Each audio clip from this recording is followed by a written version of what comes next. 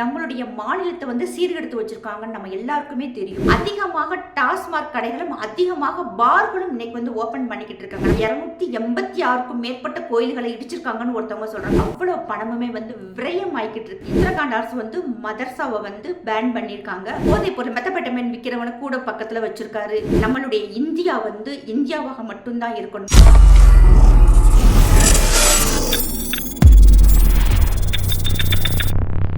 வந்தே மாதரம் சாமானிய குரல் தேசியவாதிகளுக்கு எனது அன்பான வணக்கங்கள். எலெக்ஷனுக்கு இன்னும் 2 நாள் தான் இருக்குது. அதுக்குள்ளே நம்ம வந்து யாருக்கு ஓட்டு போடணும் யாருக்கு போடக்கூடாதுங்கிறதுல நம்ம வந்து ஒரு தெளிவான பார்வையில் இருக்கணும்.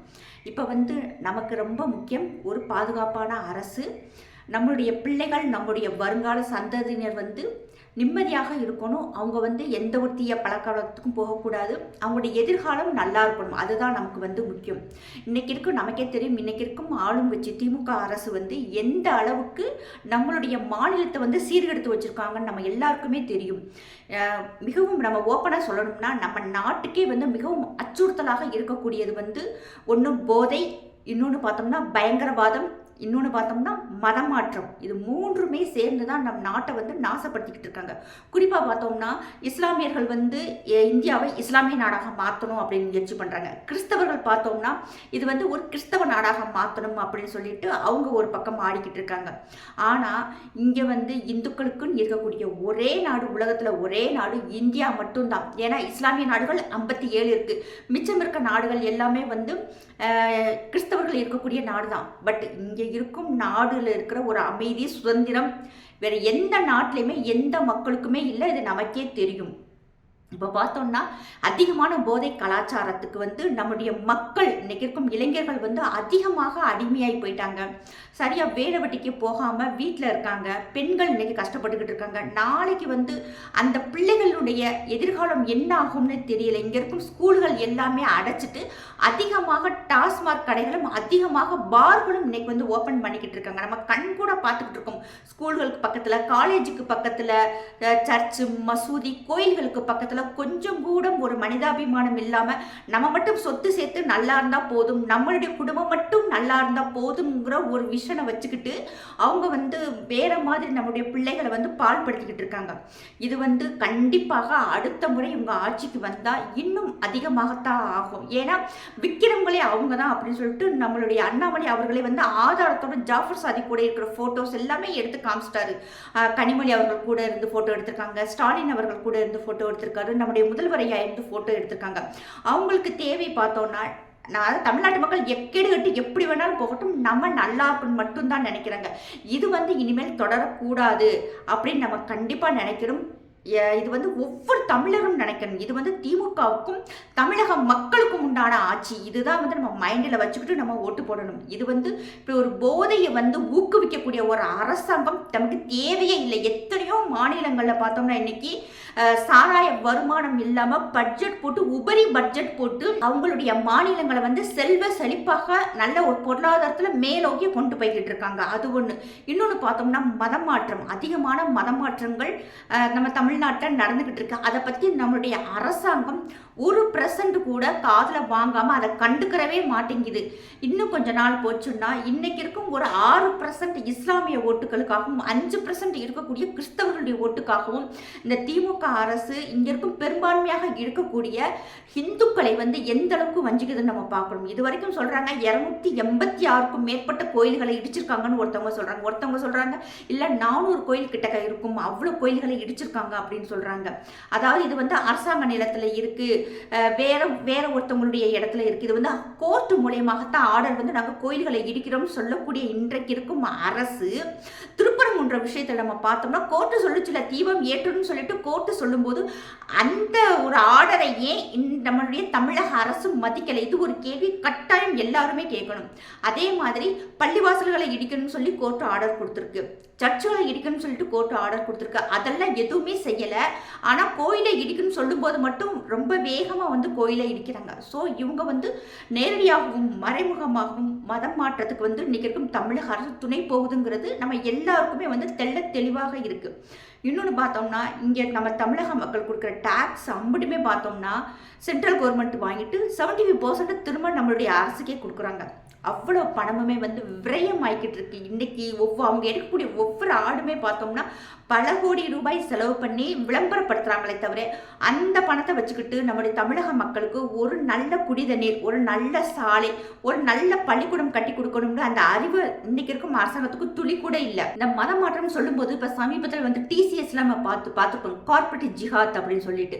லவ் ஜிஹாத்னு சொல்லும்போது லவ் ஜிஹாத்லாம் இல்லை, இது வந்து பொய் சொல்றாங்க அப்படின்னு சொல்லுவாங்க. லவ் ஜிஹாத்துங்கிறது இருக்கு, உண்மைதான், இல்லைன்னு சொல்லவே முடியாது. ஏன்னா வெளிநாடுகளிலிருந்து, அரபு நாடுகளிலிருந்து மதம் மாற்றத்துக்காகவே பணம் வருதுன்னு சொல்லி கண்டுபிடிக்கப்பட்டு ஆதாரபூர்வமாக நிரூபிக்கப்பட்டிருக்கு.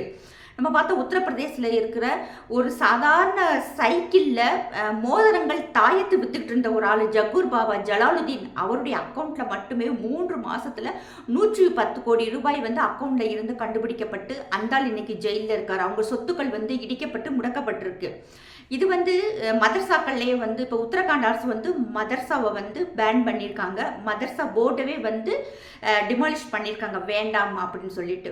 அது வந்து அப்படி இருக்கணும்னா கல்வித்துறையின் கீழே வரட்டும், அங்கே வந்து என்ன சப்ஜெக்ட் எடுக்கிறாங்க அப்படின்னு சொல்லிட்டு நாங்கள் மானிட்டர் பண்ணிட்டு தான் மதர்சா போர்டுக்கு வந்து நாங்கள், அதாவது இனிமேல் மதர்சாக்கள் வந்து நாங்கள் அலோவ் பண்ணுவோம் அப்படின்னு சொல்லி உத்தரகாண்ட் அரசு வந்து ஒரு முடிவெடுத்திருக்காங்க. அதுக்கு அவங்க சொல்லக்கூடிய காரணம் என்னன்னா, மதர்சாக்களில் தான் வந்து தீவிரவாதம் வந்து பயிற்சி எடுக்கிறதுக்காக பேசிக் இருக்குது அப்படின்னு சொல்லிட்டு அவங்க ஆதாரபூர்வமாக நிறைய ப்ரூஃப் வச்சு அவங்க சொல்கிறாங்க. இப்போ டிசிஎஸ்ல பார்த்தோம்னா படித்தவனும் அப்படி தான் இருக்கான், படிக்காத கூமுட்டையும் அப்படி தான் இருக்குது. அங்கே இருக்கும் ஒரு பெண் நிதா கான், அவங்க கீழே இருக்கக்கூடிய பெண்கள் வந்து பாலியல் ரீதியாக பாதிக்கப்படும் போதும் நிதா கான்ட்ட சொல்லும்போது அந்த பெண் வந்து அதை கேர் பண்ணலை. அதை வந்து அவங்களுடைய மேலிடத்துக்கு கொண்டு போகாமல் அந்த இஸ்லாமிய ஆண்களுக்கு துணையாக இருந்தாங்கன்னு சொல்லிட்டு இன்றைக்கு அந்த பெண் மேலே ஒரு பகிரங்க குற்றச்சாட்டிற்கு தலைமறைவு ஆயிருக்காங்க. தலைமறைவு ஆன பெண்ணை வந்து இன்னைக்கு கைது செஞ்சிருக்காங்க. அதுக்கு முன்னாடி அந்த பெண் வந்து கோர்ட்டில் ஜாமீனுக்கு வந்து அப்ளை பண்ணியிருக்காங்க. தான் வந்து 8 மாத கர்ப்பமாக இருக்கிறதாகவும் சொல்லியிருக்கா அந்த பொண்ணு. ஆனால் அவள் பார்த்தோம்னா தன் கீழே சக பெண்கள் பாலியல் ரீதியாக பாதிக்கப்படும் போது சொல்லும் போதுமே அவள் அதை கண்டுக்கறல. கூட இருந்த அந்த 8 ஆண்களுமே வந்து ரொம்ப கூட வேலை பார்க்கும் பெண்களை வந்து டார்ச்சர் பண்ணியிருக்காங்க, மதம் மாறும்னு சொல்லி டார்ச்சர் பண்ணியிருக்காங்க, பீஃப் சாப்பிட சொல்லி வற்புறுத்தியிருக்காங்க, தொழுகை பண்ண சொல்லியிருக்காங்க. இப்படி நிறைய வந்து அவங்களுக்கு மன ரீதியாக கிட்டத்தட்ட 4 வருடங்களாக அவங்களுக்கு வந்து டார்ச்சர் கொடுத்துட்டு இருந்திருக்காங்க.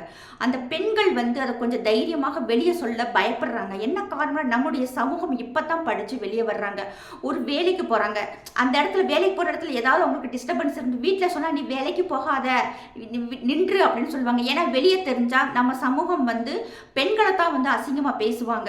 எடுத்தோடனே வந்து டக்குன்னு வேற ஒரு வார்த்தையை சொல்லி அவங்கள வந்து கேவலப்படுத்திடுறாங்க நினச்சிட்டு வீட்டில் இருக்கவங்க என்ன பண்ணுவாங்க, நீ வேலைக்கே போக வேணாம், இருக்கிறத வச்சு நம்ம குடும்பம் நடத்திக்கிடுவோம், நீ போகாதுன்னு சொல்லிட்டு நிப்பாட்டிடுவாங்க. இப்போ இப்படி தான் நடந்திருக்கு. இப்படி பார்த்தோன்னா மதரசாக்களில் ஆரம்பித்து டியூஷன் போகிற பிள்ளைகளுக்கு அந்த பாலியல் தொந்தரவு கொடுக்குறாங்க. அது மட்டும் இல்லாமல் ராஜஸ்தானில் ஒரு ஸ்கூல் படிக்க 9th 10th +1 இந்த 3 வருஷ பிள்ளைகளுக்குமே வந்து லவ் ஜிஹாத்தால் பாதிக்கப்பட்டு இன்னைக்கு அந்த ஸ்கூல் வந்து க்ளோஸ் பண்ணியிருக்காங்க. நம்ம ஊரில் நடக்கிற நாடக காதல் மாதிரி பார்த்தோன்னா, அதாவது பிளான் பண்ணி 5 லட்சம் 7 லட்சம் 10 லட்சம் அப்படின்னு சொல்லிட்டு பணம் ஃபிக்ஸ் பண்ணி பிள்ளைகளை வந்து பாலியல் ரீதியாக துன்பப்படுத்தி அவங்கள ரொம்பவும் நாசப்படுத்தியிருக்காங்க. அங்கே ராஜஸ்தானில் அப்படி நடக்குது. ஒவ்வொரு மாநிலத்திலையுமே வேறு விதமாக.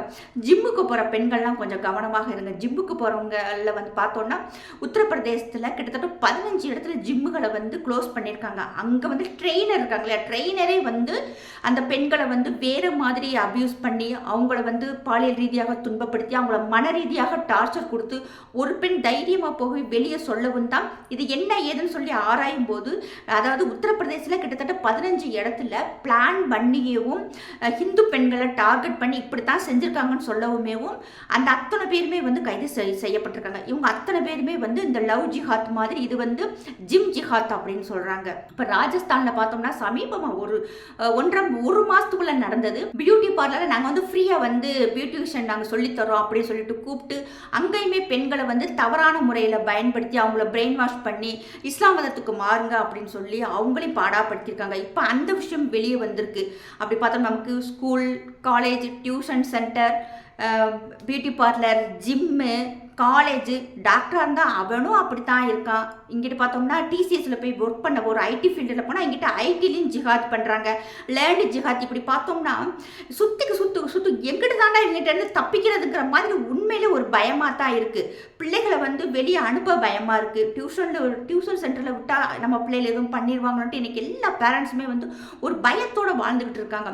அப்துல் கலாம் மாதிரி ஒரு ஐயாவை நேசித்த இன்னைக்கு இந்தியா வந்து இஸ்லாமியர்களை பார்த்தாவே ஒரு பயம், ஒரு வெறுப்புணர்வு வந்துருச்சு. இப்படியாப்பட்ட சூழ்நிலையில இவங்களுக்கு வந்து வெளிநாடுகள் ஃபண்டு வருது அப்படின்னு சொல்லிட்டு தான் இப்போ FCRA வந்து முடக்கம் பண்ணி அதுக்கு வந்து நீங்க பண வரத்து தகுந்த ஆதாரங்களை எங்களுக்கு கொடுங்க, எதுக்கு நீங்க செலவு பண்றீங்கன்னு எங்களுக்கு கணக்கு சொல்லுங்கன்னு சொல்லி கொண்டு வந்திருக்காங்க.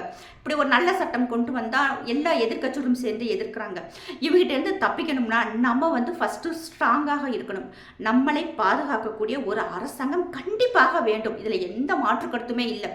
அதுக்கு பார்த்தோம்னா இன்னைக்கு இருக்கும் தமிழக அரசு எல்லா பயங்கரவாதத்துக்கு துணை போகும், பயங்கரவாதி தீவிரவாதி கூட இருந்து இன்னும் கட்டி பிடிச்சி நம்மளுடைய முதல்வர் வந்து முத்தம் மட்டும்தான் கொடுக்கல, மற்ற எல்லா வேலையும் சப்போர்ட் பண்றாரு. போதைப் பொருள் மெத்தப்பட்டமேன் விற்கிறவனை கூட பக்கத்தில் வச்சிருக்காரு. இதெல்லாம் பார்த்தோம்னா நமக்கே வந்து இவர் வந்து எதை நோக்கி போய்கிட்டு இருக்காரு அப்படிங்கிற ஒரு பயம் ஏற்படுது. ஏன்னா இன்னைக்கு அதாவது டெய்லி பார்த்தோம்னா ஒவ்வொரு ஸ்டேட்மெண்ட்டாக கொடுத்துக்கிட்டு இருக்காரு. அதெல்லாம் பார்க்கும்போது வேதனையாக இருக்குது. ஒரு தமிழக முதலமைச்சர் மக்களை காப்பாற்றுறதோட மற்ற எல்லா வேலையும் தெளிவாக பார்த்துக்கிட்டு இருக்காங்க.